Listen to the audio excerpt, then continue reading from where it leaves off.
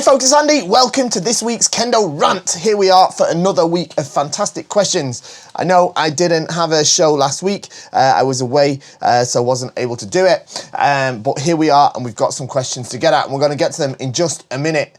But before we do, don't forget the YouTube magic. Like, share, subscribe. Leave a comment down below using the word Kendo, okay? These are really important steps to help us grow the Kendo population. We've had 15.2 trillion people start Kendo since last week, and we didn't even have a show. All right, so I want to triple that by tomorrow afternoon. So what you need to do is like, share, subscribe, and it's really important you leave a comment using the word Kendo, okay? Because what happens is YouTube basically sends out a crack team of ninja robots to get people to start Kendo. Pretty sure that's how it works.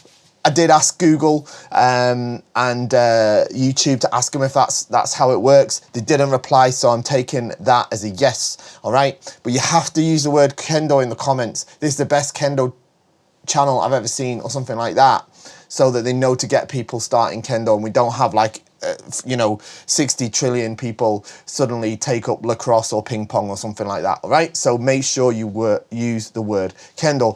Now, more importantly than that is if you like the channel, if you like the show that I'm doing, this is Kendo Rant. This is where I do the sort of Q&A style content, whether it's the feedback stuff. I put a feedback video up yesterday where you send in videos and we do feedback on it. I've got instructional content. I've got more of that coming in the new year as well. I got loads of ideas on what we can do for instructional content last week. Loads of you left some brilliant comments telling me what you'd like to see in terms of instructional content. Leave some more down below as well. If you've got an idea of what you'd like me to do as a video for instructional content, pop it in the comments down below, all right? And I'll look at that in the new year. We've got analysis videos. I did the All Japan Championships recently. I did one in the World Championships a while ago as well. There's all sorts of videos on there, and it's all free of charge, all right? We've got no membership fees. We don't charge you for subtitles, nothing like that. Here's the best news, right? It's a win-win situation, because if you want to support the channel, keep it going, all you've got to do is what you should be doing anyway, which is shop at KendoStar.com. KendoStar is the best Kendo equipment website in the galaxy, universe, Milky Way, all of it, all right? History and future of the human race is the best. Now, don't take my word for it. I would say that I own the place, all right? But look at our reviews. We're the top rated by far, okay? You're going to shop with us anyway. Buy right first time. That's what I'm trying to say. Don't buy twice. I've got this script going on in my head. Just shop at KendoStar, right? It's the right thing to do, all right? We're an established brand, proper company with a full team of staff ready to serve you, okay? You get the best equipment, best service. That's KendoStar.com. Right, let's get to these questions, okay? Right. First one, topic, Hikimen, kote, do, and do. Is it possible and acceptable to do these strikes achieving yu kotatotsu and sukoi nippon using suriashi? It's possible to achieve any waza using suriashi rather than fumikomi, but it's quite difficult. Okay, it's quite difficult, because I think what a lot of people sort of go to when they think of this, because I've been asked this question before, they'll say, can I do ippon sort of by doing suriashi instead? And that doesn't equal do it without fumikomi. And it does, of course, it does, but just not doing fumikomi doesn't mean you're doing with correct kentai no ichi. Do you know what I'm saying? Right, so it's technically possible to score the ippon without doing the fumikomi and using the suriashi as well, because there's nowhere in the criteria that said you must do fumikomi. It says you must have kentai no ichi. But that doesn't mean that just not doing fumikomi equals the yu kotatotsu. All right, it means that if you're going to use the suriashi, it still has to have the kentai no ichi, and that's quite hard, but it is possible. It is possible, all right? But it's difficult, and especially with hikiwaza, I think you're going to struggle with it, all right? You're much better off doing fumikomi on hikiwaza. Now, if you're talking about door strikes, especially like a nukido or kaishido, something like that, actually, I tend to prefer to not use the fumikomi. You can do the fumikomi, but I'd prefer not to. I think it's better off not to. You're better off doing suriashi, especially ayumiashi. But in terms of other waza, and especially Hiki waza, I think Fumikomi is like really important part of the sort of mechanical aspect of Hiki waza, especially. It's not impossible, but it's not easy. All right, it's not easy. You still have to make sure it's cohesive and it's kentai no ichi. Okay. So, next one. Okay, so this is a comment. This wasn't for Kendo Rant. It was on the video that I put up about our brand new Bogu set, the Vanguard Halo. What an awesome Bogu set that is. I've been using it for a couple of weeks. I love it. I really love it. I really like it. So check it out, Vanguard Halo. But this is a comment on it. It says, "Hi Sensei, thank you for providing us with this product feature. I'm a huge fan of the large gaps in the double stitching, and this set provides both aesthetic and practical purposes, and I'm strongly considering purchasing this set later down the line when I have more disposable income." Yeah, fair enough. Would there be any chance of the men to be made of fully black membuchi and black mengane? I think it would complement the stitching aesthetic really well. On the topic of black membuchi and black mengane, I've seen discussion about the former being acceptable for gradings and shiai, but nothing about the latter. I know a guy in my city who has a mem with both mengane and membuchi in jet black, and it gives a very striking appearance on the standard black and red buchi and silver gane look. I'm gonna have to correct the Japanese terms on it. But anyway, are there any kind of regulations or rules against these features, or is it just tradition to have the black, red, silver colour scheme? Of course, this is bar any ridiculous colour schemes like green camouflage Bogu with a blue gane. Okay, all right. So, okay, I'm going to start being really mean and I'm going to correct some of your Japanese a little bit. You can't just say buchi or gane on their own. The actual word on its own is fuchi and kane, but you wouldn't say that, okay? You just wouldn't say that in sort of natural Japanese. It's just the F becomes B when it's joined to another word, and the K becomes G when it's joined to another word. That's why it's mengane and membuchi. And that's just, I know, like from our point of view, F and B are like not similar at all, but in Japanese, the fu and bu are they're actually the same hiragana, just with a little tenten or not.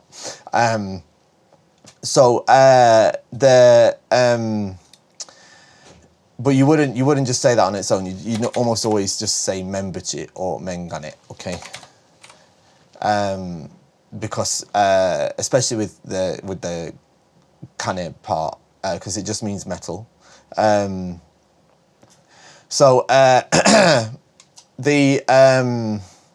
Okay, so what you're asking me here is, right, could we make the halo with a black membuchi and a black mengane? And also, like, what about the rules regarding that? Okay, because I know there was a discussion on it recently on the Kendo Reddit, which I did join in on. We can make it with a black membuchi, it's no problem, all right? We can't really make it with a black mengane. If I really wanted to, I probably could, but I really don't like the idea, so I don't think I'd be really up for doing it unless you were sort of really dead set on it. But I'd definitely advise against it. The black mengane that they make are not very good. All right, they're not very good. There's two types. All right, there's the proper black one, which is just sprayed black.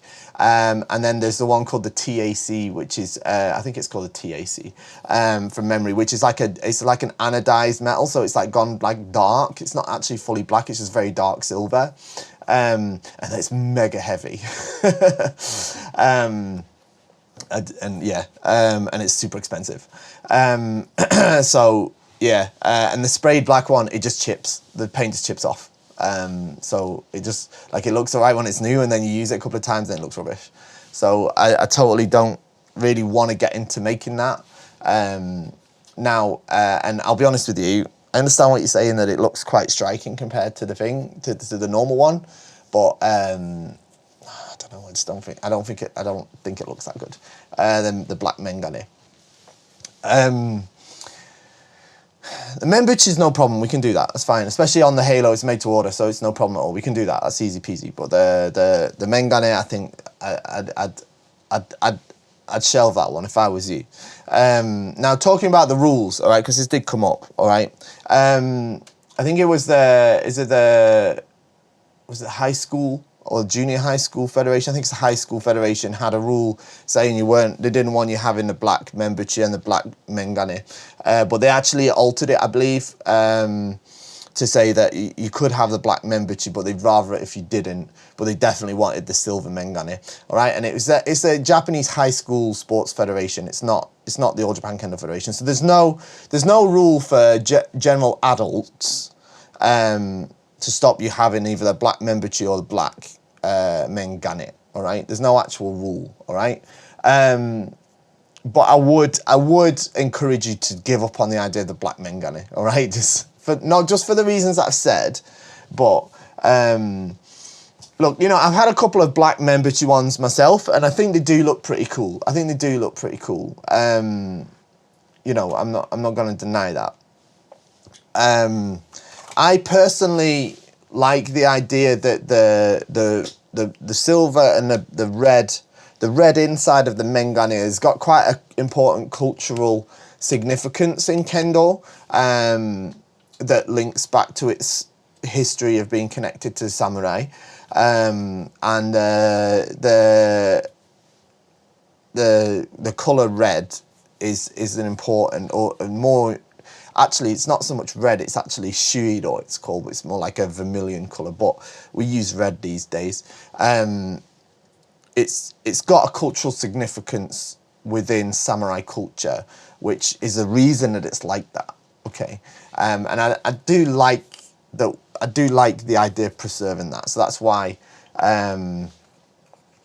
generally at KendoStar the Mengane we always use have the red inside, even if you have the black membership.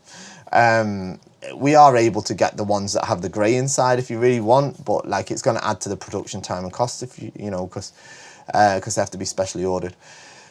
But yeah, the main thing is it's tradition rather than rules. Okay, so there's no specific rule saying you can't have the black membership or the black Mengane, all right, especially in adult tournaments, either in Japan or internationally, all right. I've seen people in the World Championships using it. There's no rule against it, and that even goes for these sort of silly colour schemes. I have seen green camouflage Bogu, funnily enough, not necessarily on the outside. I think it was on the inside. And you say about the blue Mengane, I've seen one of those too. It wasn't, I don't think it was like bright blue. It was more like a dark blue.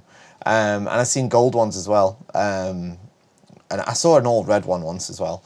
But it's like the gimmicks, they're not good. You know. So if you're going to invest in the Bogu, you want something that's good, right? And it's going to perform well. I would say. Okay.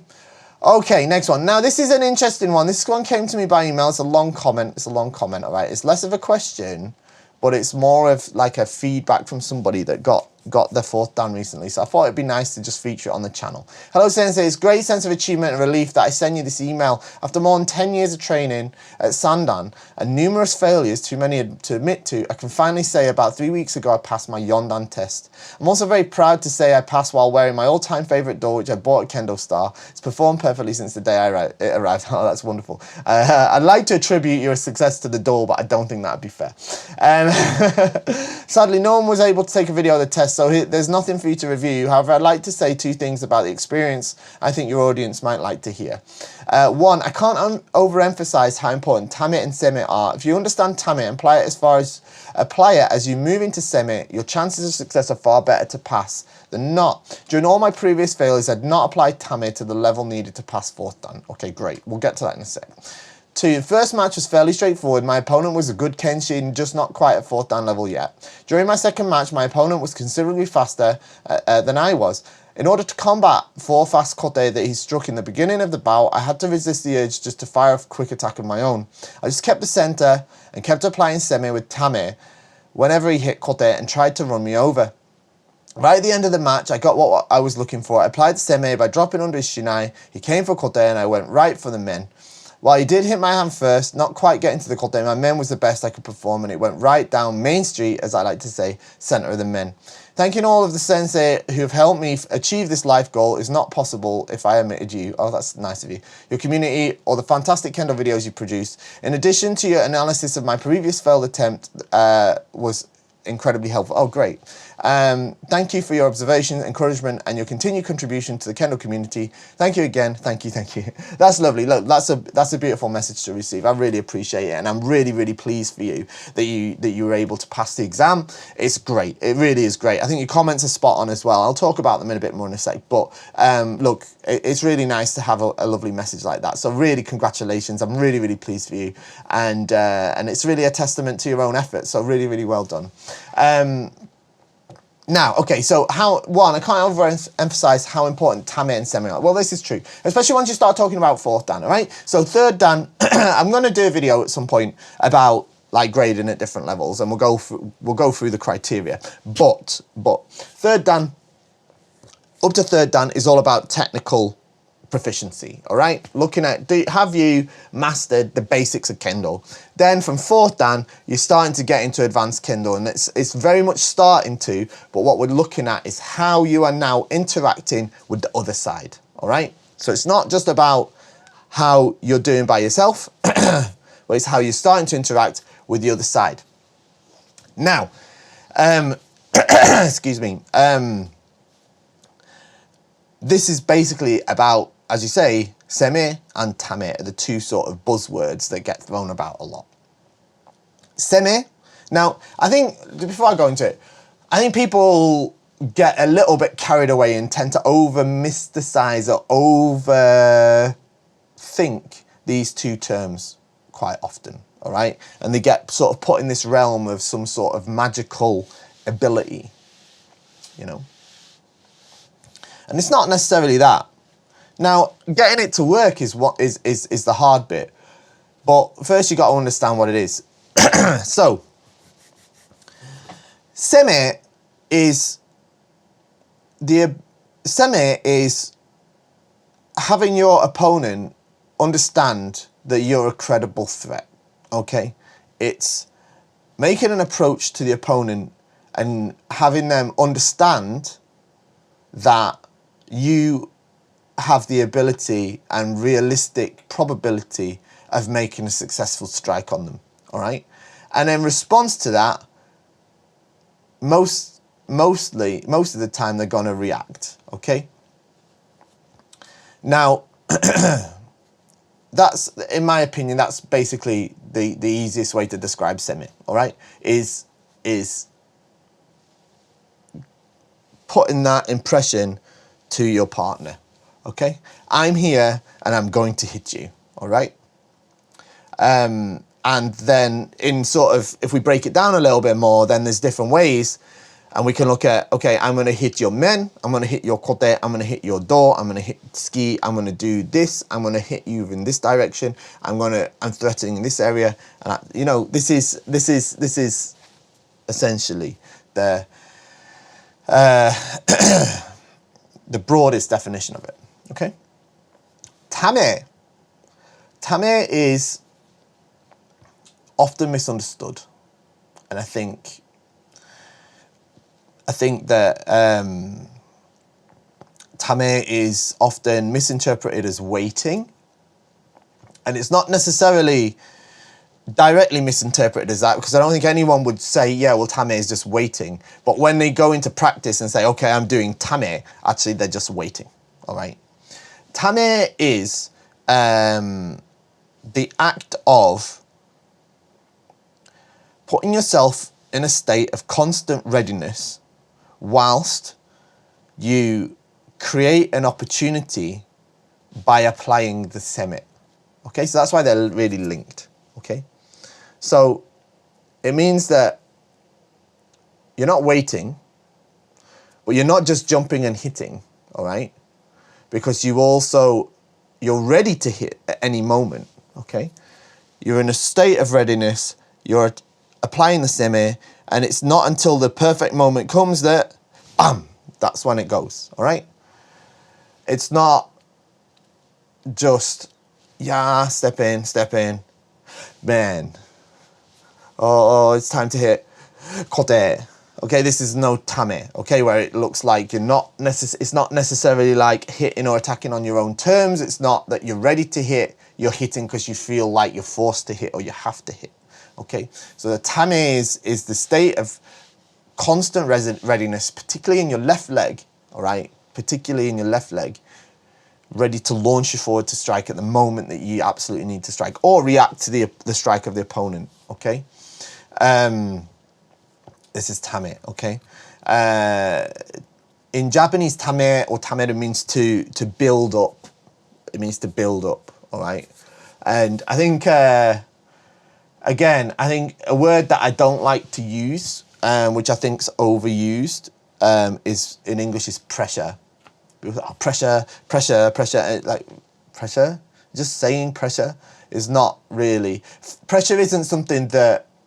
Pressure is created through these acts, all right? Through the application of Seme and Tame, all right? Pressure is the result of that, if it's done properly, all right? It's not something you intentionally go, okay, I'm going to pressure you, you know.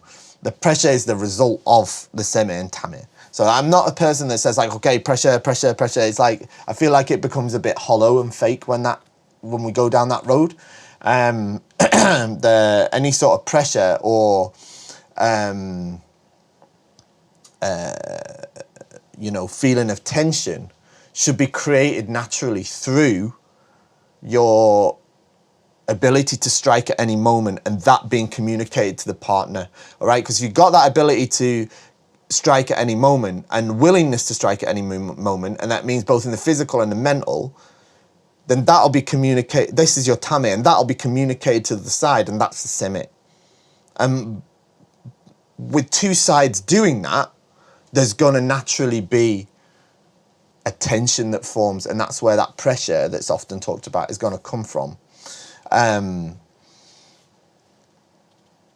But I feel like that's like, it's not a side effect, but that comes naturally from the process, rather than this side thinking, one side or both sides even thinking, okay, pressure. I don't like that sort of way of thinking about it personally, at least not at my current point. Okay, so I just wanted to talk about that a little bit. I think the second part is a sort of analysis of how he did in the exam, and how that worked out. All right, so yeah, that's it. I just wanted to bring it up because I thought it was a really great comment. I thought it was a really great thing to talk about. And I hope it was useful. I know fourth dan's like a massive barrier for lots of people to get stuck at. But once you get over that and you start understanding these concepts, or at least trying to push into these concepts of Seme and Tame, then going down the road a bit further starts to get a little bit easier. And I'll be honest, you know, like, I had some sort of understanding of it when I did my fourth dan and fifth dan. But I didn't start to properly understand it until I was like well into fifth dan, to be honest. And I'm not saying I massively understand it now, but like I feel like I understand it conceptually, but it doesn't always work. Anyway, hi Sensei, have you ever had or know someone who's had to manage experience growing pain from Kendo? I'm laughing because I saw somebody post underneath this with a video of someone taking a shot. Like missing the target and going straight to the nether regions. No, it's not something I've experienced with, to be honest. But I think the only thing you can do is combat it with stretching, proper stretching and warming up, and otherwise speaking to a medical professional. It's not something I can give you a lot of advice on, I'm afraid. Sorry about that. Next one. Hi Sensei, how can a Kendoka staying at second dan for 10 years still do Kendo like a second dan only? Heard this from one of your previous Kendo rant, and I want to make it very clear for my juniors so they go and take tests, thank you. Because they never challenge themselves. It's they never challenge themselves, and there's part of the process of climbing the grading ladder that pushes you along your Kendo journey, that forces you to challenge towards the next step. And that's where you start to understand sort of what's required for the next one. And once, you know, and you might not even understand fully. It's a bit like the Seme and Tame thing we just talked about, but you might not understand fully or be doing it like perfectly when you pass the grade. But by passing the grade, you start to understand and realize that that's now got to become part of a natural aspect of your Kendo. I know I keep going out of focus. It keeps wanting to focus on my my certificate behind me, doesn't it? Anyway, you know, you might not have mastered it at the point of passing the grade, but then you kind of grow into it and then start moving towards the next one. Whereas if you never grade, you just stagnate at the same point, and it's invariable. I've never seen it different. You know, it's, you know, and people might disagree, but I'm sorry, I've never seen somebody that's been doing Kendo for like years and years and years and years, like 20, 30 years, and like just never bothered grading or just stayed at Shodan or something, and you know, suddenly they're like, not suddenly, but like they're doing Kendo on like 5th, 6th Dan level. Now I have seen, now the exception I make is later on, all right? I would say you can get to 5th Dan and stop grading if you want, but I don't think it's good to. I don't think it's good to.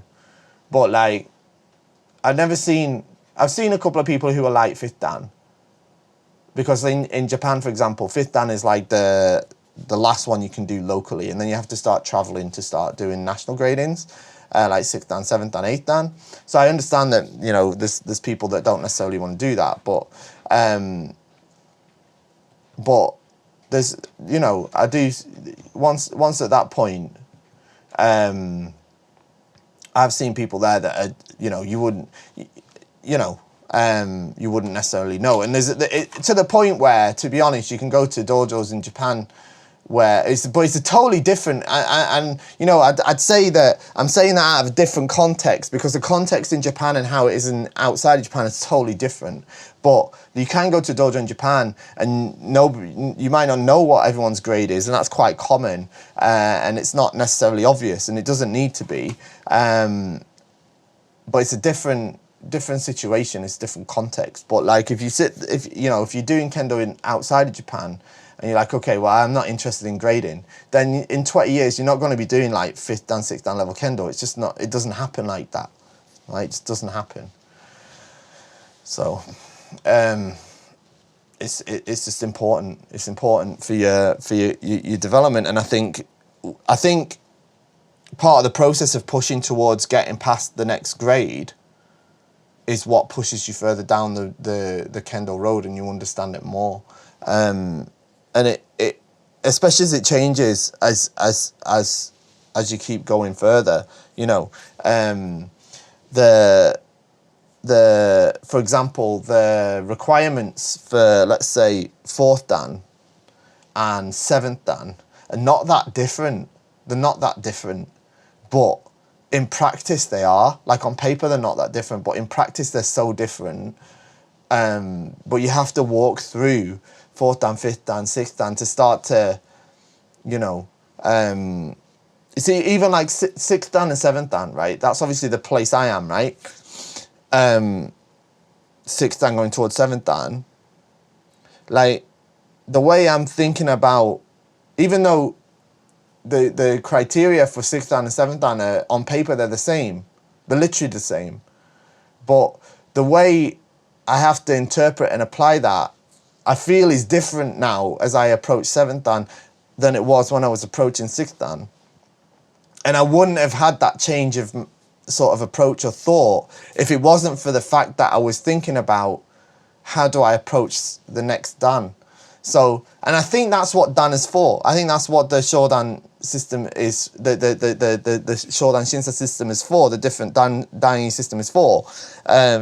Is for that, so that you can use it for your own progression. It's definitely not, and I really don't think it's not a method of, or a way of gaining status or command any sort of status or respect from others based on your Dan grade. Yeah, that's not what it's for. It's for your own pursuit of Kendo. That's what it's for. And if you don't use that, then of course you're going to miss out. Yeah. It's not so you can decide, you make sure you sit above a certain person, or you can pretend you've got more authority than somebody else just because of that, you know. As I've said many times on this channel, I don't want anybody to take my advice or listen to my advice or listen to my instruction because I have the whatever done, right? It's nothing to do with it. If you listen to my advice and it resonates with you and you find it useful, then I'm happy for you to listen to it. But you shouldn't listen to it just because I have whatever done. Yeah, that's not what the done is for. All right, it's not to give credibility or authority to what I'm saying. It's my journey. All right, okay, it's my journey. I'm getting annoyed by this camera going out of focus all the time. Okay, next one. Okay, this is the last one. Okay, let's get to it. Good morning, Sensei. Not sure if there's a very clear answer in the questions, as the questions are a little vague, but here goes nothing. Okay, I'm looking for pointers on how to see and judge when your partner will move to strike, or rather the moment before they do so. I sometimes find it quite easy, but sometimes it's harder to judge that. I realise that it comes with experience, etc. But are there any signs? I keep moving close to the camera because I'm getting annoyed at it going out of focus. Are there any signs or movements you're looking for to make your judgment? During a bout or during normal practice, as soon as we stand up and face each other, I try to apply Seme and respond to their attempts to do so. After a bit of back and forth, I feel, now, and move, but I base that mostly on a feeling that comes from communication with my partner. I was wondering if there's something more systematic you might suggest I apply in my everyday practice. So if it's not a clear explanation of what's happening, but it is mostly about pointers on what to look for. Thank you in advance. Another question related to the above is sometimes when I try to make an opening, my partner does that too. We end up spending quite a bit of time doing so before strike attempts happen. And some of my sensei tell me that there is a danger of being perceived as maiken. In my mind, we're not waiting but looking for an opportunity and trying to make it, and it is fairly active, but obviously it doesn't come across sometimes. Do you have any clear signs that you look at and think, this person is just waiting around? Sorry about the above. I realise they're long-winded. I'm not helping making the message any shorter by writing this. Kendo, do Kendo. What is Kendo? Ask Andy. Great, thank you. Okay, so this really depends on the level that you're at, but it doesn't quite work like how you're explaining. All right, so understand what you're saying, like how to judge. How can you judge when the moment before the strike is, or just before they're gonna hit, right? You don't. Of course, you can't, right? You can't. I mean, to some extent you can, and that's through repetition and sort of pattern-based memory, right? So, you know, there's probability that if a person moves in this direction or if I act in this way, they'll respond in a certain way. Of course, that is a thing. But for the most part, if you're just standing face off with somebody, unless you're a Jedi or some sort of mind reader, you don't know when they're gonna hit if you just stand there, all right? Of course not. So the thing is, now what we're starting to look at is pretty advanced stuff, and I'm talking like pretty high level techniques or whatever, or approaches I should say, really, in terms of Seme. It's not about judging the moment they're about to strike. It's about forcing them to decide to strike, okay? So that's how true Debana Waza happens, is you force the other person to make the decision to hit, okay? And by forcing them, you know it's going to happen because you forced it on them. You forced that decision on them, all right? Now, getting to that point takes decades of practice. It's not something that just comes overnight, or I can just say to you, oh, just do this and that's how you do it. So this autofocus is really doing my head in. It doesn't want to focus on me, is it? Anyway, you're going to have to deal with a blurred me, I think, for a little bit, until it decides what it's doing. So the point is you have to force that on them, force that decision on them, so then you're aware of when it's going to happen. Yeah, does that make sense? That's the whole thing about it, is that's how these senseis manage to hit you at brilliant points. There we go. So, yeah. Now that's super hard stuff. And like I say, it takes decades of practice, all right? So don't expect to be able to do it right away, all right? But at the same time, why don't you have an experiment when you're doing Jigeko with your peers? How do they react to you? If you step in suddenly and sort of boldly, do they attack, all right? Do they block, all right? If you attack in a certain way, do they try to counterattack in a different way? And you have to gather that information and then use that based on your decisions, all right? That's what you have to do, all right? It's not easy, but it'll come, all right? Now, in terms of when you think you're both trying to do the Seme and you're both trying to create an opportunity and your sensei says it looks like maiken, it's because you're taking too long about it, all right?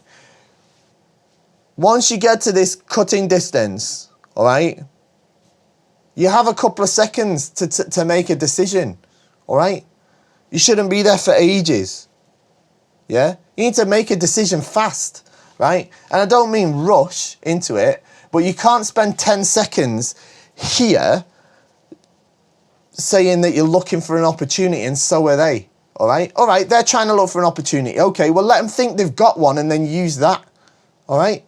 Step in, bam, here, trying to find an opportunity. Oh, they're trying to do the same. Okay, well, all right, come for my men then. Bam, bam, bam, all right? Or, okay, bam, this way. Okay, he thinks I'm going to hit his men, so I'll go for men. Actually, I'll hit kote, all right? You have to make those decisions a little bit sooner.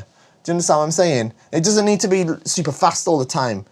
Like, just step in and hit. I'm not saying that. But if you just stand there and both are like going, yeah, it looks like maiken. Because basically that's what it is, just waiting, all right? So maiken, by the way, means waiting sword, all right? This means just to wait. So it means like the players that just wait for the other person to hit and then try to do something. It's a negative term. It's not perceived as good, all right? Generally, if you get the, if you do the strike just by waiting, it's often not considered the ippon, especially at higher level matches.